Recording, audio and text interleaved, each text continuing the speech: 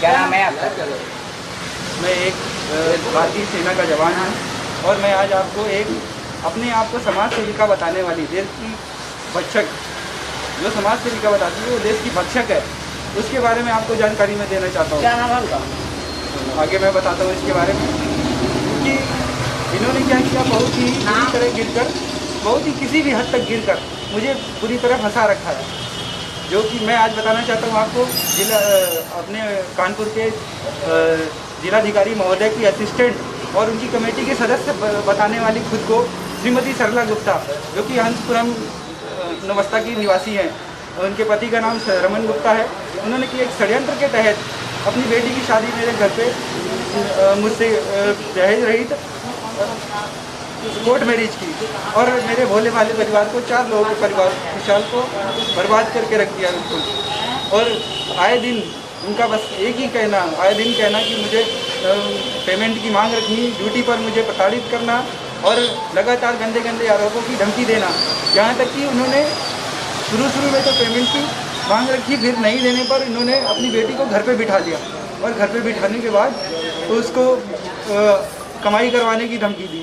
मैं अपनी पत्नी को ले जाने के लिए जब पहुंचा तो उन्होंने अपने जेठ, जो कि राजू, और उनके भतीजे विनय गुप्ता और अंजलि गुप्ता और उनके माता पिता, सारे लोग आकर मुझे धमकी देने लगे और गंदे गंदे आरोपों में फंसाने की बात बोलने लगे और पिटाई की भी धमकी दी इन्होंने।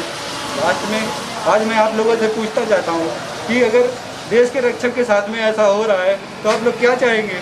कितने साल पहले शादी हुई थी? अभी 1 साल भी नहीं हुआ मेरा। आज शादी होने के बाद कितने दिन आपके साथ रही हैं वो? मेरे साथ मुश्किल से 3 महीने रही। आज मेरी एनिवर्सरी, आज मैं मनाने के लिए आया था और इन्होंने ऐसे ही, अगर इसी तरह देश के भक्षक इसी तरह अगर देश के रक्षकों को खाते रहेंगे तो हम आपकी सेवा करने में समर्थ नहीं है इन सब चीज़ों को लेकर। और मैं आज बहुत ही डरा हुआ हूँ।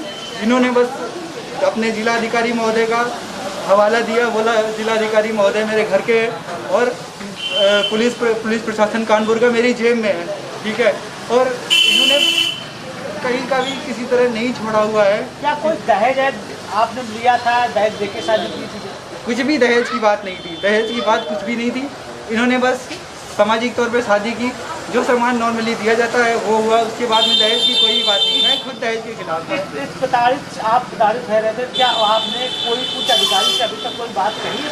क्या बताई आपने? मैं इसको लेके मैं अभी कुछ ही देर पहले कमिश्नर साहब के ऑफिस में गया मैं, लेकिन उन्होंने ये बताया कि नवस्था थाना के का मैटर है, वहाँ जाइए। जबकि मैं पहले से ही डरा हुआ हूँ कि उन्होंने नवस्था थाना को अपनी जेब में बता रखा है।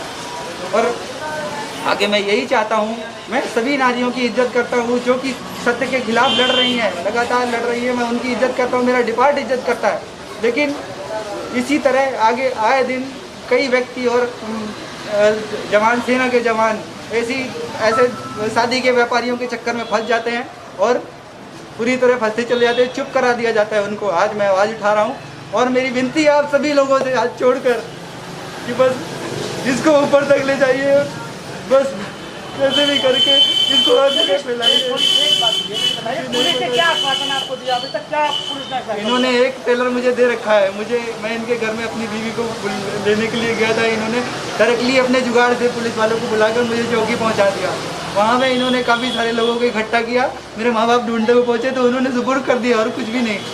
आज आप पुलिस के पास गए, क्या पुलिस ने आश्वासन दिया आपसे? पुलिस ने आश्वासन यही दिया कि थाना नवस्था आप जाइए। आज मैं यहीं खड़ा हूँ, यहाँ बताऊंगा। लेकिन उससे पहले मैं ये चाहता हूँ हमारे देश की जनता, कानपुर की जनता जागरूक हो और इनके खिलाफ एक्शन ले।